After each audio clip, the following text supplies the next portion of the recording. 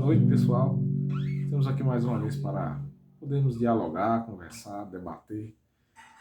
Hoje nós vamos falar um pouquinho do poder legislativo e um pouquinho também do poder executivo. Então, no plano executivo, todo município tem o seu prefeito, né? O estado, o governador é do poder executivo do estado. O poder executivo nacional é o presidente da República e os seus ministérios. Falando um pouco do poder legislativo, em cada município são os vereadores que exercem essa função de legislar, de fazerem leis, de fiscalizar o prefeito e suas ações, e no plano também de orçamento. Né? Eles também tem um plano de participação no orçamento dos recursos que são aplicados no município. Também o deputado estadual, que nós vamos para as urnas esse ano, eles têm a função de fiscalizar o poder executivo, fazer as leis, né, que regem no estado, e também na questão do orçamento estadual. No plano federal, também a mesma coisa. Lá no Congresso, os deputados federais e os senadores têm essa função de fiscalizar tanto o poder executivo também como o poder judiciário. Os senadores fiscalizam o judiciário. É o que a gente não vê, né? A gente não vê um senador fiscalizar o STF, por exemplo, né? Temos Alexandre de Moraes lá com 3 mil assinaturas, 3 mil não, 3 milhões de assinaturas para o impeachment de Alexandre de Moraes, que é um ministro do STF. Mas o Senado engaveta, faz que nem existe e não bota essa votação. Do que Alexandre de Moraes tem cometido de inquéritos inexistentes, anticonstitucionais, e não está escrito no gibi, é muita coisa mesmo. E ele não é impeachmentado porque há um corporativismo, como eu falei no outro vídeo. Então o poder legislativo tem essa função, né? Eles fiscalizam. Fiscalizaram o presidente da República durante a pandemia, mas não fiscalizaram os desvios que houve nos estados. Por exemplo, aqui no Nordeste teve o consórcio Nordeste, em que eles compraram 48 milhões de respirador no período da pandemia e não investigaram o destino desse dinheiro. Não chegou nenhum respirador. O consórcio Nordeste foi só para fazer bravata contra o governo federal.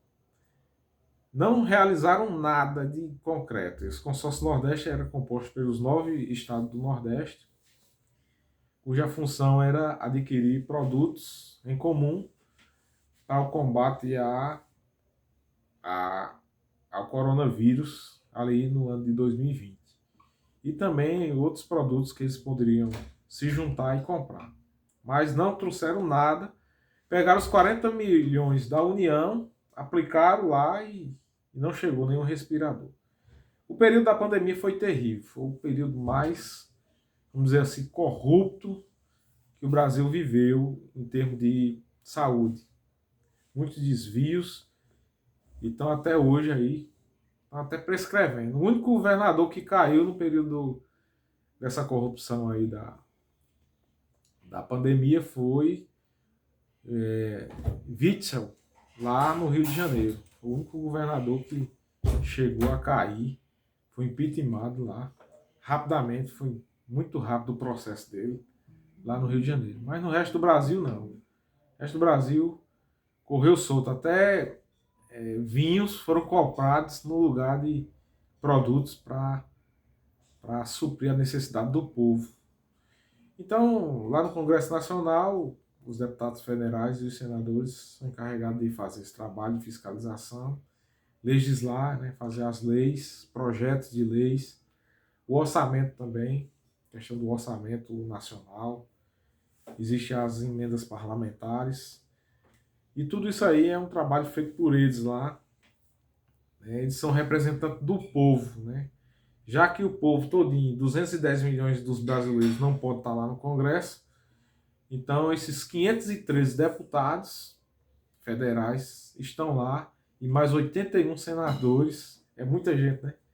Isso tudo pago com o nosso suado imposto, né?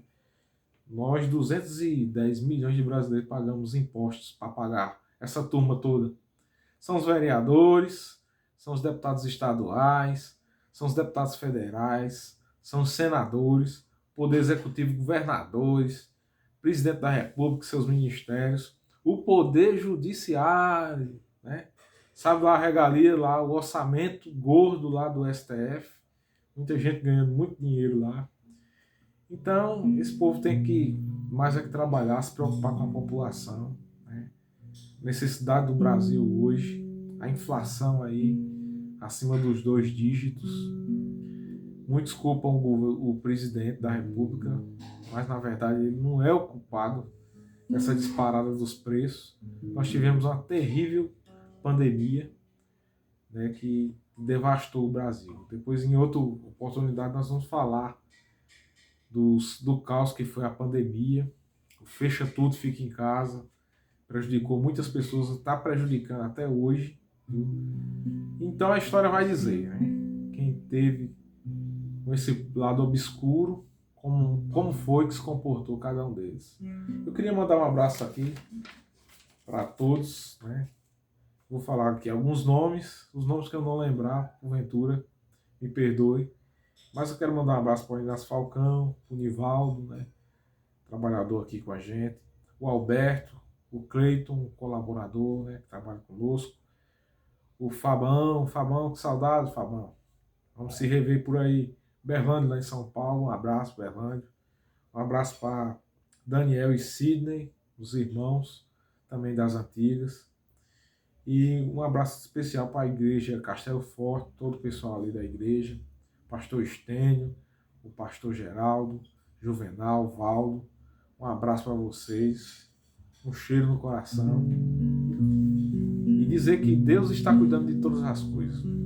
Não se desespere, tudo Deus vai colocar na hora certa, vai suprir a sua necessidade.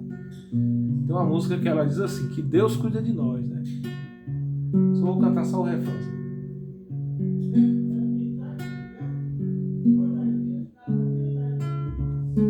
Você é um espelho e reflete a imagem do Senhor.